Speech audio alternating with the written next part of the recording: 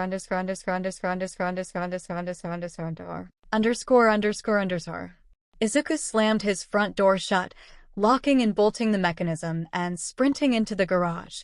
Maybe now they would leave him alone? His hopes once again were dashed when Bakugo began slamming his fists into the door, punching and kicking it with abandon. He could hear Yudo and Kenji casually talking to one another as Bakugo raged. It was clear they didn't intend to leave. Izuku looked through the hole in the garage, seeing them begin to stalk towards the window.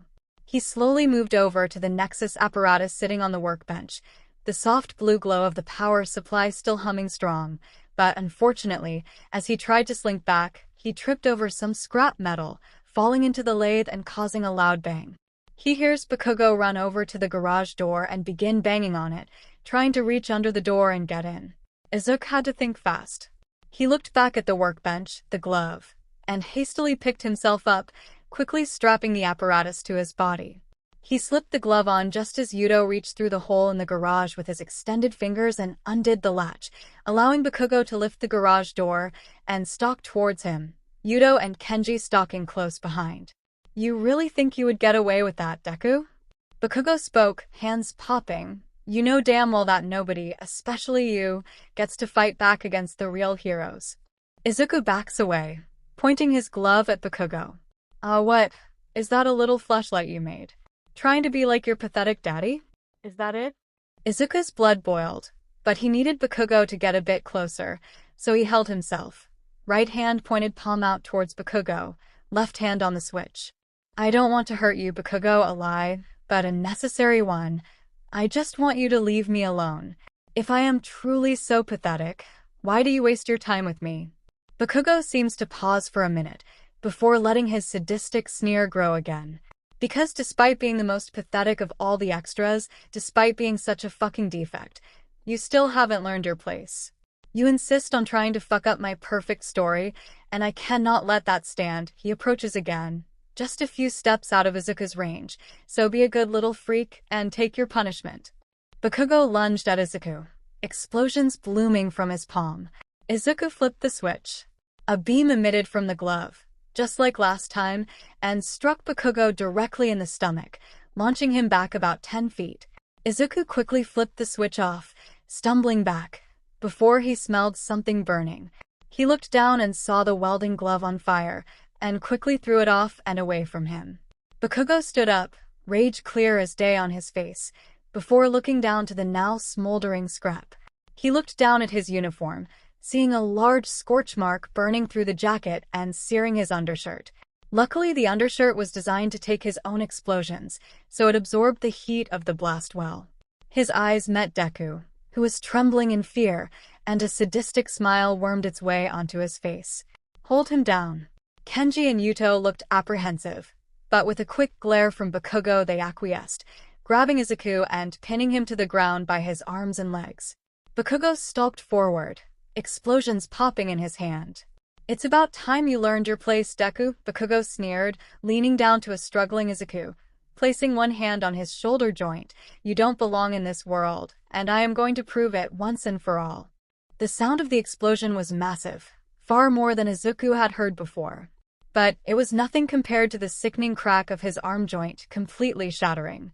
He cried out in pain, wailing openly and loudly. Eyes shot open, pupils pinpoints. Kenji and Yuto backed away, Yuto even trying to stop Bakugo. "Hey, Bakugo, maybe this is too fast. Shut up!" Bakugo yelled, before releasing another explosion in the same exact spot. Izuku cried out again. He could feel his tendons melting under the heat, his nerves shooting up in white-hot pain. "You did this to yourself, Deku? You should have just laid down and died off like I told you for years." Bakugo stands, kicking Izuku in the stomach, but Izuku doesn't respond, his mind overloaded by the pain of his shoulder, his mangled arm hanging limply to his side. Izuku's world was nothing but agony. This was bad. This was worse than anything he had ever felt. The pain he was experiencing right now, it felt like his entire arm was trying to pull itself off, like a white-hot blade is ripping through his joint. Yuto and Kenji move around, trying to hold Bakugo back. "Bakugo, that's enough. I think he learned his lesson." Bakugo finally lets his rage subside, taking in Izuku's form, and for a brief moment seems to panic, before he lets his ego take over again. That defect has nobody to blame for this but himself.